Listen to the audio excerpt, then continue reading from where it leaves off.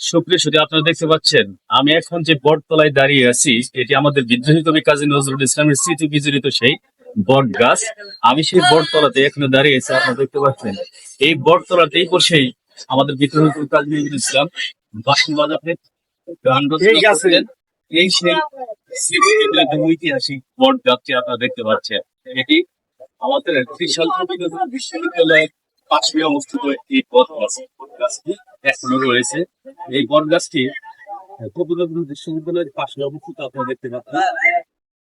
আর এই রাস্তার ওই পাশটাতে রয়েছে, আপনারা দেখতে পাচ্ছেন, দুখুমিয়া বিদ্যা নিকেতন।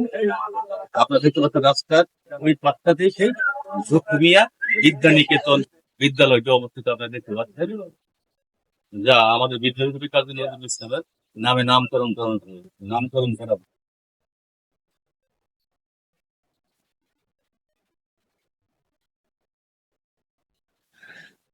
আপনারা দেখতে পাচ্ছেন কাজী নজরুলের সেই স্মৃতি বিজড়িত বটতলা। আমরা সেই বটতলা এখন দাঁড়িয়ে আছি, আপনারা দেখতে পাচ্ছেন এটি সেই বটতলা।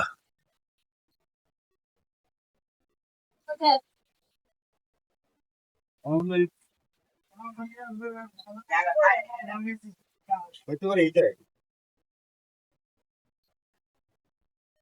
এটা কি নজরুল?